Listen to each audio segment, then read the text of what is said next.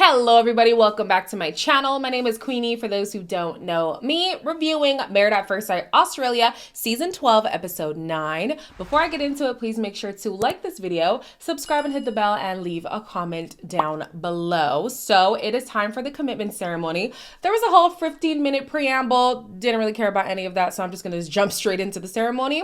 We have Karina and Paul, who are first on the couch, and they have no complaints about their relationship. I'm happy, content. I've been on cloud nine really for the last couple of weeks. You know, it's amazing. Yeah, we met quite some time ago on a dating app, and we just chatted the whole time. And it was such like a platonic catch up, and then it kind of fizzled out. So I was a bit confused when Karina was explaining their previous relationship because she said it was a platonic catch up that eventually fizzled out. So what was the point of the theatrics at the wedding ceremony? Why were you making it seem so deep if it clearly wasn't that deep? And now it makes more sense why him explaining to the parents was just so like, okay, sure, you're forgiven. I was quite confused. But yeah, all right, that's what it was before, and now they're clearly in better standing. Things have gotten deep, pun intended. So yeah, they both decided to stay because things are going very well. The next couple on the couch is Ree and Jeff. They too knew each other before the show, and they too had a connection that eventually just fizzled out. Slept over his house a few times. Just shows how small the dating world is, no? Exactly. Yeah. I'm scared that as soon as, say, we sleep together again, because it's happened before, it's going to fizzle out quickly. We're just taking it really slow at the moment. Yeah, this week the wheels turn slowly. We kissed for the first time since last year. From the time that Ree asked for Jeff to make the first move, it seems like they have started to like kiss and cuddle, but they haven't gone all the way, which, I mean, seeing the fact that they've already done it, I guess there's not really a need to see if you have that sexual compatibility. I would assume not much has changed within a year. So they actually have that silver lining of knowing what that side is like for them and just focusing on building an emotional connection. So it seems like that's what they're going to do. They're deciding to take their time on the physical. So yeah, they're breaking out of the friend zone, which is great for them. They also decide to both stay. Next is Ash and Jake. So they had a conversation about the whole ranking challenge before they got to the ceremony, and she didn't want Jake to be blindsided. Now, on the couch, you know, I had conflicting feelings. I wanted to side with Ash immediately, but as I think about things, I'm kind of 50-50. Jake doesn't say anything with like malice, but I got quite upset from the way he spoke about some of the women. I've apologized to Jake for sharing information that I shouldn't have done. I tried to make some jokes and stuff, and they'll... No, I don't think there were jokes the way you spoke about my wife. She looks like someone that stands at the end of your bed with a knife. Yeah, I did say that your wife has quite like intimidating kind of face, not in a bad way. I generally don't mean those harmful things, and it's more I'm trying to deflect with my humour. You have responsibility for what comes out of your mouth. It's an excuse for saying things that hurt other people. So here are the things that bothered me about Jake's whole commentary thing, right? Number one, these are her friends. Of course, these people haven't been in the process for too long, but if I'm somewhat close to somebody, I don't want to hear disparaging comments about them. I'm going to feel a way about that. Number two, if these are comments that you make in jest, what kind of comments can you make in anger? That's what would be running through my mind. Like, oh, that's how you joke? What kind of insults do you throw when you're like upset at me or upset at somebody else? Like, I would feel away. And then number three, he ranked her lower than some of the women he had the negative commentary about.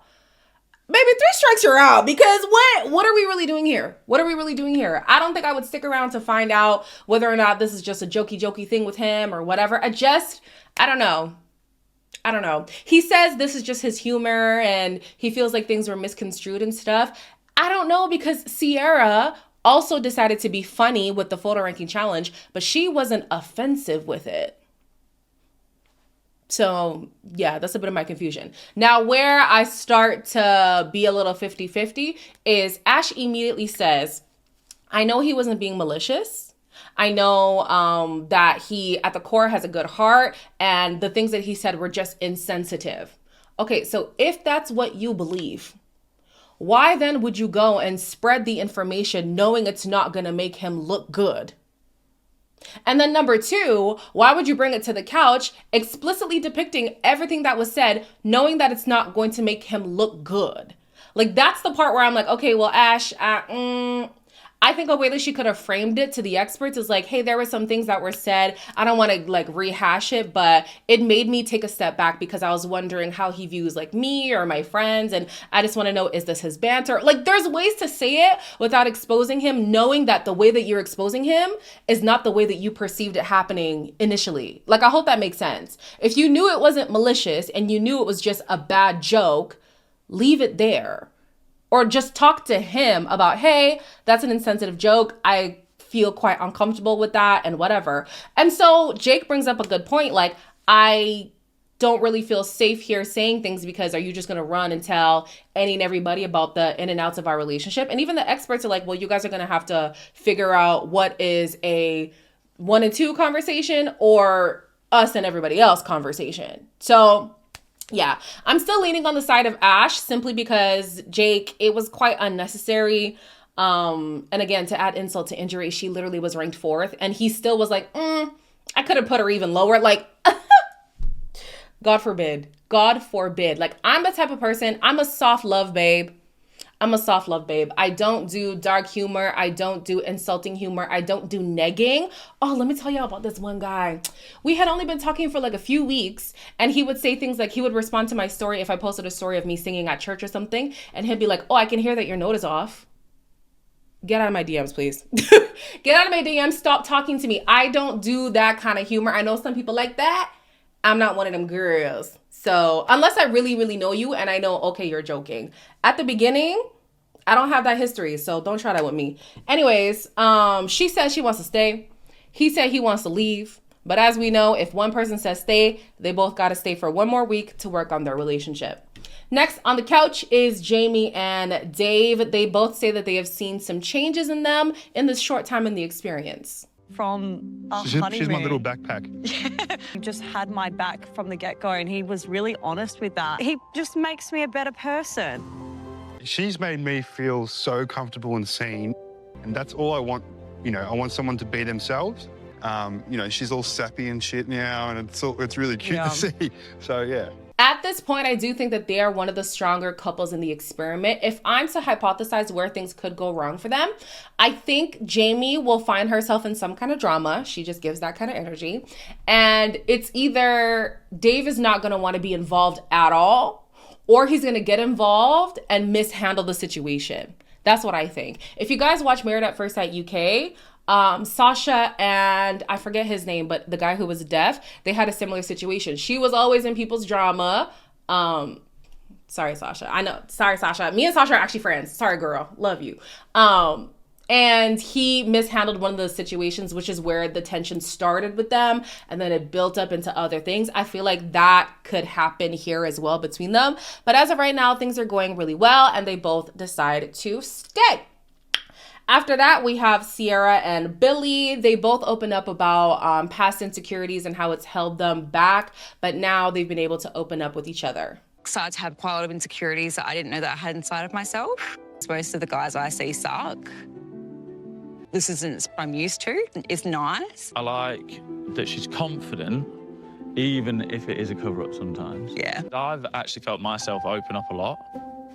Yeah, I know she's got my back, just like I've got hers. Yeah. I honestly can't pick apart anything wrong with this couple right now. I think that they've handled the whole insecurity thing very well. They could have walked in carrying that extra baggage into this relationship and self-sabotaging, but they haven't. They've addressed it head on. The other partner seems to be very receptive to whatever insecurity is being shared. I think things are going very well with them. But you know, these maths couples, they'll be going good, and then 4 weeks in, it's some curveball that came out of absolutely nowhere. So anyways, they both decide to stay. The next couple is Jackie and Ryan. Obviously, they have not been getting along, but they decide to blame the experts for why things haven't been going well. Yourself and the team pretty much ignored what we said. Oh, really? Yeah. I would love to be able to cook with someone, and Jackie hates cooking. You've got to go deeper than this. Requested that we turn the temperature up, and he prefers the temperature down. Kind of disappointed, but I was like, okay, you know what, it's fine, I'll just wear a jumper to bed. Are you sleeping in the same bed? Yeah. Yep. It's always so interesting to me how people come on the show and they complain to the experts about, like, why did you partner me up with this person? Like, we're so fundamentally disconnected and wada, right? And don't get me wrong. Of course, we want the experts or the producers to put viable couples together. We don't want every couple to be just for bands, right? Like, make the matches make sense.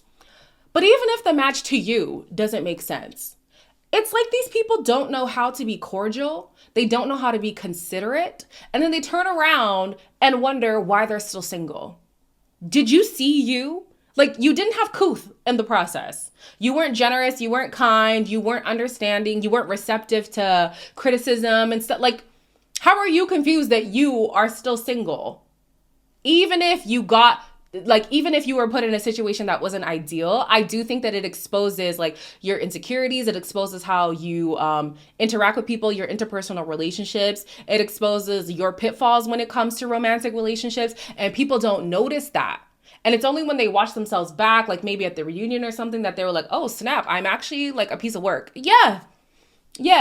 The experiment, sure, is about like finding your connection, seeing if you can make something work in an expedited process, but it's also there to expose your pitfalls. And oftentimes that goes over these people's heads and they like to point the finger when really you're the problem. I think both of them are the problem in this situation. They both started off on such a bad foot. I don't even know if they'll be able to recover, but they both decided to stay. Next is Marina and Tony. They could not sit further apart on this damn couch. The couch is so small already and they're falling off the edges. Very accurate depiction on how things are going in their relationship. You see Marina coming down the aisle of himself. Morena. I said that. You said Mariana. Tony doesn't like talking. I want to know more about him. I want him to open up. I'm not used to that sort of stuff. I've been Tony.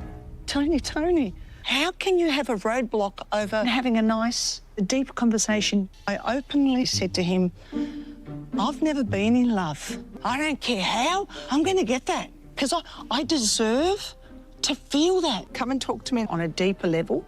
See what can happen.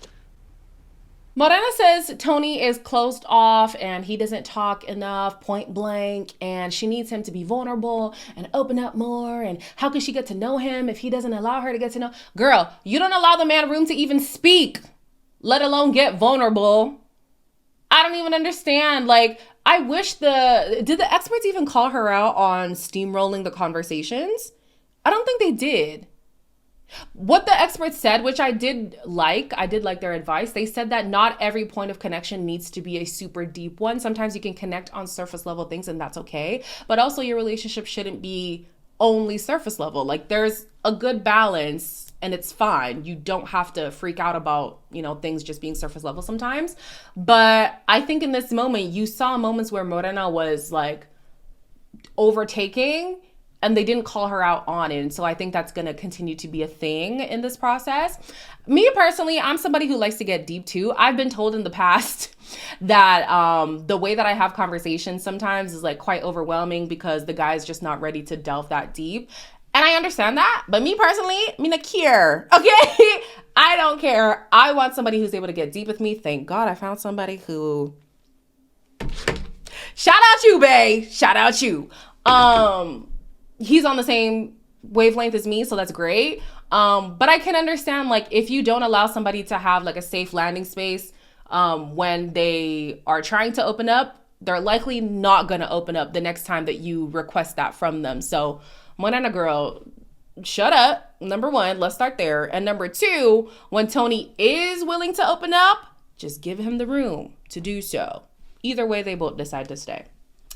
Then next we have Adrian and Athena. I think based on all the couples we have right now, they definitely have the most fundamental issues. But they're both deciding to still give it a try for whatever reason. You did say, like, you weren't wanting someone with children. I mean, I come from a family where all the kids are from the same parents. I also got to think about her ex-partner. When you're dating someone that's a parent, it's a big responsibility too. The highest love is a mother's love. And then I started seeing that.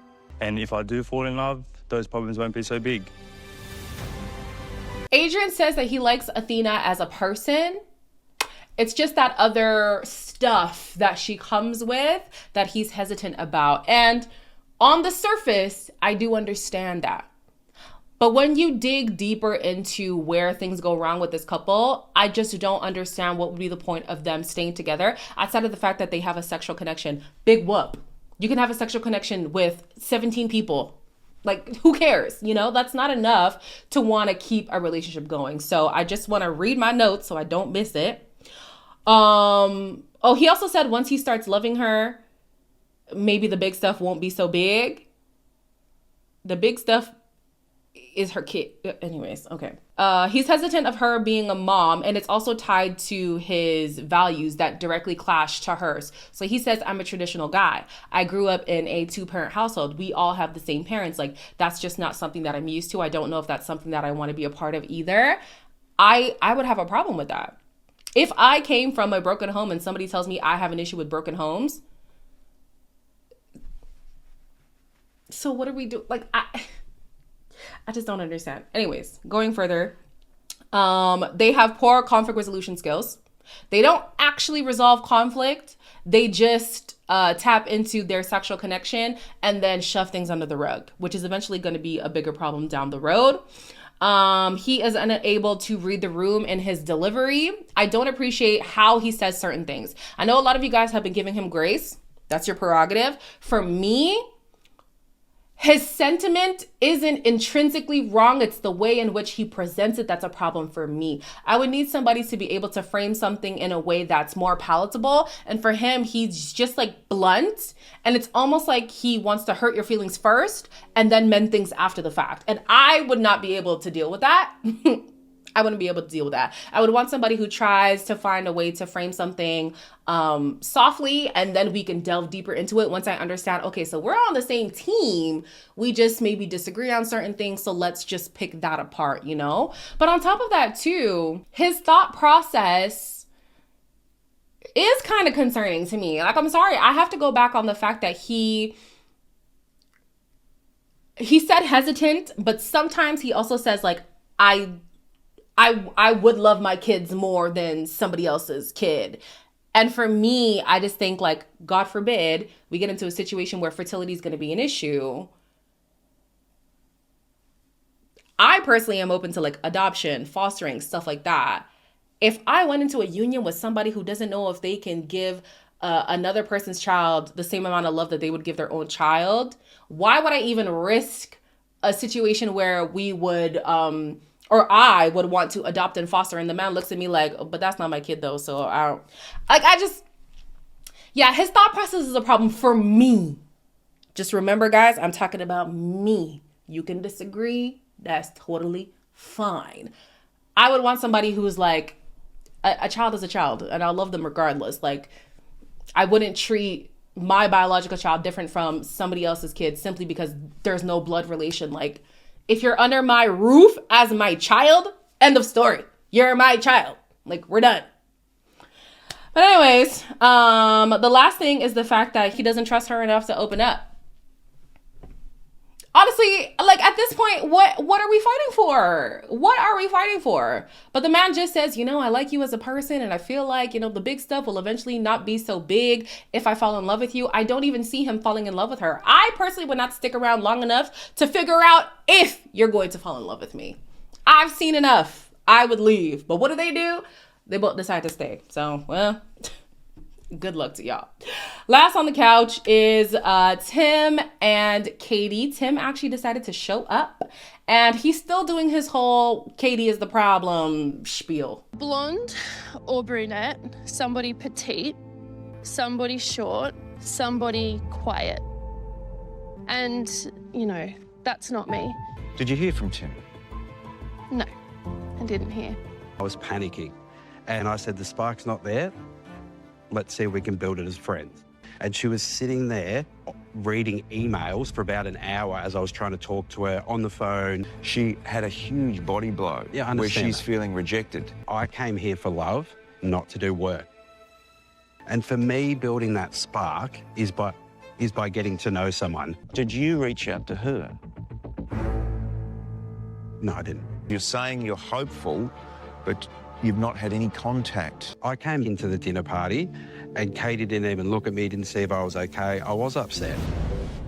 You deflected, you blamed her for everything. I feel like it's a lot on me, but it just sort of hasn't been the other way back.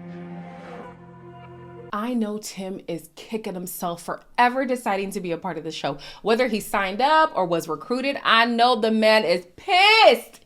He allowed them to manipulate his story the way that they want because this man really believes that he can say, oh, I have just tried so hard and this girl, she just won't let me. She reads her emails and she doesn't talk to me. We saw her talking to him countless times and him paying her little to no mind. We've seen more times of him stonewalling her than the other way around. So for him to try to spin the narrative that way is crazy. So John literally asked him, why did you come here? Oh, I was hopeful that Please. Hopeful of what? You left for the week. What hope is there? You didn't reach out to the girl. What hope is there? We didn't see you try not one thing to forge a connection with this woman. It was simply, I had a mail order. The mail order bride didn't come in the way that I wanted. I'm out. Sweetie. Well, we're done with you two. So I'm glad he decided to leave. I'm glad she decided to leave. And that's the last we're going to see of them until maybe the reunion or something. Actually, is Tim even going to show up? I don't think he would. I don't think he would show up. But yeah, Tim, very unbecoming of you. Very bad look. Wish him all the best because we know he's completely off social media right now. That's probably for the best too. So we're going to see what couple is spontaneously leaving the process in the next few episodes. If I'm to guess, it better be Athena and Adrian because y'all are just wasting each other's time. And mine, for that matter. But yeah, we'll see what happens. As always, like, comment, share, and subscribe, and I will see you in the next one.